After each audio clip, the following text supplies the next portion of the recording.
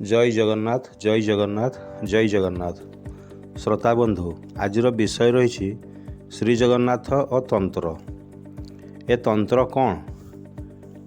तंत्र एक क्रिया पद्धति बा एक गूढ़ यौगिक पद्धति बा कर्म करिवार मार्ग जहाँ आम जीवन को बहुत सारा उपकार जोगाई पारे, यथा सेल्फ लिबरेशन, निज भितर थिबा ऊर्जा सहित आमको जोड़ी आमको आत्ममुक्ति प्रदान करिपारे। इम्प्रूव मेंटल हेल्थ, तंत्र आम मानसिक चाप, आमर उत्कंठा एवं आमर अवसाद को कमाई एक सुस्थ मानसिक स्वास्थ्य प्रदान करिपारे।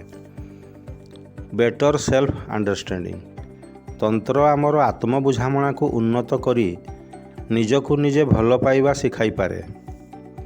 इम्प्रूव सेल्फ स्लीप, तंत्र आम शोइबार उत्कर्षता को उन्नत करिपारे।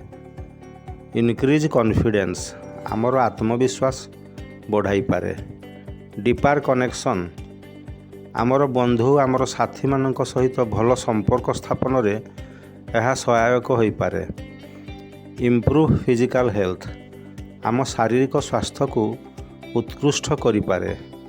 एनहेंस इंटीमेसी एंड क्रिएटिविटी, आमर आंतरिकता आमर अंतरंगता और सृजनशीलता को बढ़ाई पारे।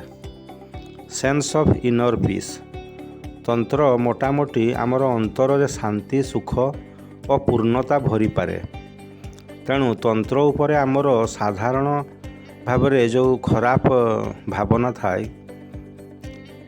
बा अछि किंतु वास्तव रे ता न रहू। नीलाचल तंत्रपीठ पुरी, यह प्राचीन तंत्रपीठ मध्यरु अन्यतम।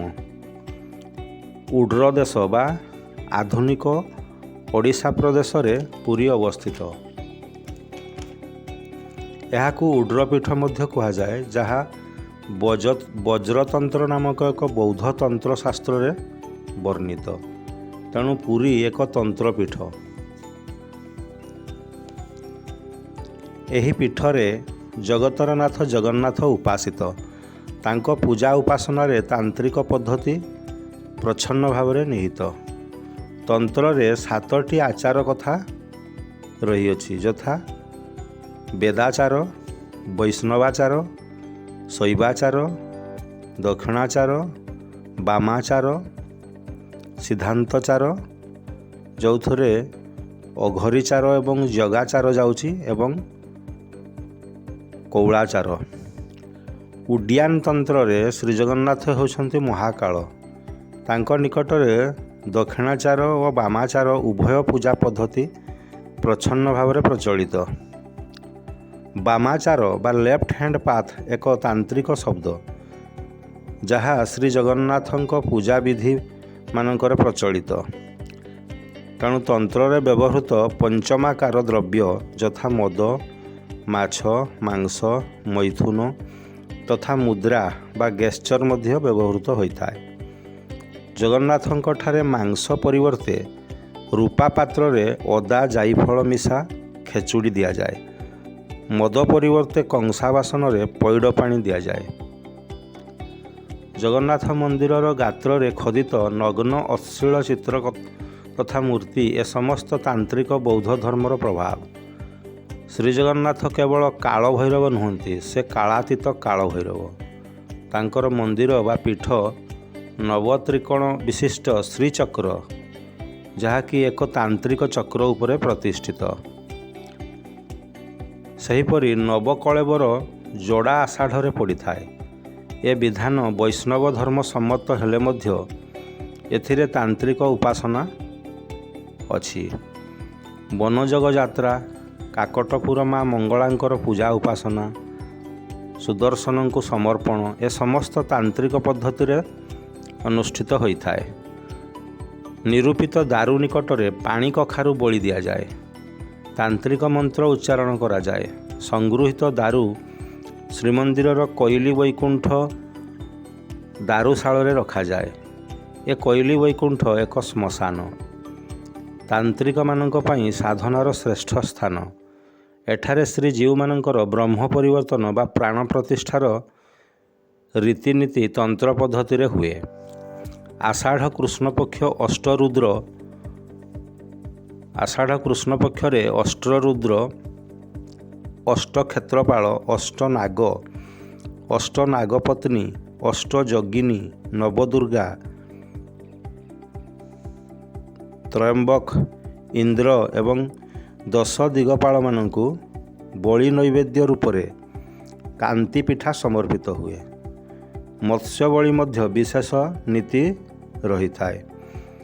ଏ କୋଇଲି ବୈକୁଣ୍ଠ ନବବୈକୁଣ୍ଠ ମଧ୍ୟରେ ଶ୍ରେଷ୍ଠ। ନବବୈକୁଣ୍ଠ ଗୁଡ଼ିକ ହେଲା ନୀଳାଦ୍ରି ବୈକୁଣ୍ଠ, ପୂର୍ବ ବୈକୁଣ୍ଠ, ପଶ୍ଚିମ ବୈକୁଣ୍ଠ, ପାତାଳ ବୈକୁଣ୍ଠ, ଲୀଳା ବୈକୁଣ୍ଠ, ବ୍ରହ୍ମ ବୈକୁଣ୍ଠ, ଅନନ୍ତ ବୈକୁଣ୍ଠ, ନବ ବୈକୁଣ୍ଠ ଏବଂ କୋଇଲି ବୈକୁଣ୍ଠ। ପୁରୀ ତାନ୍ତ୍ରିକ ପୀଠ ହିସାବରେ ଖ୍ରୀଷ୍ଟପୂର୍ବ 8ମ ଶତାବ୍ଦୀରୁ ବିଖ୍ୟାତ। ଏହାର ପ୍ରମାଣ ଦିଅନ୍ତି ବିଭିନ୍ନ ଗ୍ରନ୍ଥ ସମୂହ, ଯେମିତି ଶୁଭଚନ୍ଦ୍ରାଚାର୍ଯ୍ୟଙ୍କର ଜ୍ଞାନାର୍ଣ୍ଣବ ତନ୍ତ୍ର, ହୁମାୟୁନ୍ ଅହମ୍ମଦଙ୍କର ବଙ୍ଗଳା ପୁସ୍ତକ ବୃହନ୍ନଳା, ଡକ୍ଟର ରୁଦ୍ରଦେବ ତ୍ରିପାଠୀଙ୍କର ରୁଦ୍ର ଜମାଳ ତନ୍ତ୍ର, ପ୍ରଦୀପ କୁମାର ରାୟଙ୍କର କୁବ୍ଜିକା ତନ୍ତ୍ର ପୁସ୍ତକ ପୀଠର ନିର୍ଣ୍ଣୟ ଓ କାଳିକା ପୁରାଣ ଇତ୍ୟାଦିରେ ଏସବୁ ରହିଅଛି। ଏହାଛଡ଼ା ପୁରୀ ଯେ ତନ୍ତ୍ରପୀଠ ତାର ପ୍ରମାଣ ଦିଅନ୍ତି ବିଭିନ୍ନ ବୌଦ୍ଧ ଓ ଶାକ୍ତ ତନ୍ତ୍ର ଗ୍ରନ୍ଥ ସମୂହ।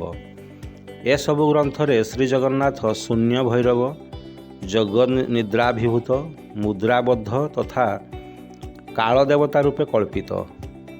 ଇନ୍ଦ୍ରଭୂତିଙ୍କର ଗ୍ରନ୍ଥ ଜ୍ଞାନସିଦ୍ଧିରେ ଶ୍ରୀଜଗନ୍ନାଥଙ୍କୁ ବୁଦ୍ଧ ରୂପରେ ବର୍ଣ୍ଣନା କରାଯାଇଅଛି। ଆମେ ଜାଣୁ ଶ୍ରୀମନ୍ଦିରର ଦକ୍ଷିଣ ପଶ୍ଚିମ କୋଣରେ ମା ବିମଳା ଦେବୀଙ୍କର ମନ୍ଦିର ଦଣ୍ଡାୟମାନ। ସେ ହେଉଛନ୍ତି ମହାଦେବୀ। ସେ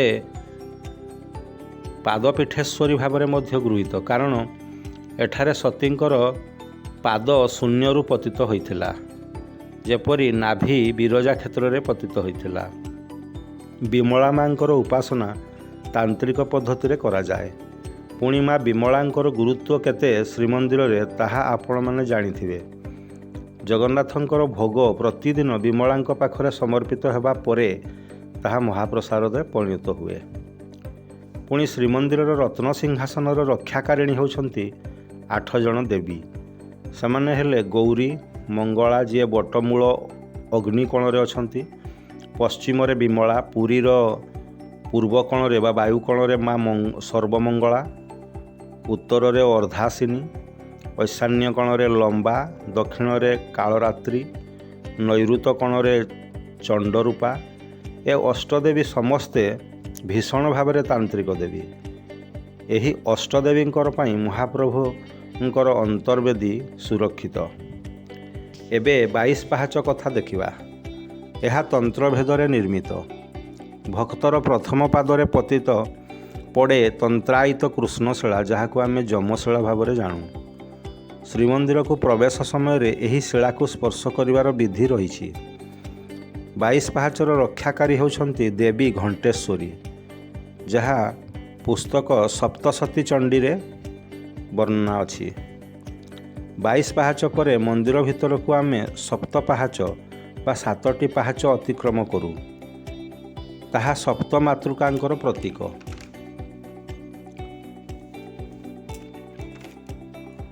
ସେମାନେ ହେଲେ ବ୍ରାହ୍ମଣୀ, ମାହେଶ୍ୱରୀ, କୌମାରୀ, ବୈଷ୍ଣବୀ, ଯଜ୍ଞବରାହରୀ, ନାରସିଂହୀ ଏବଂ ଚାମୁଣ୍ଡା।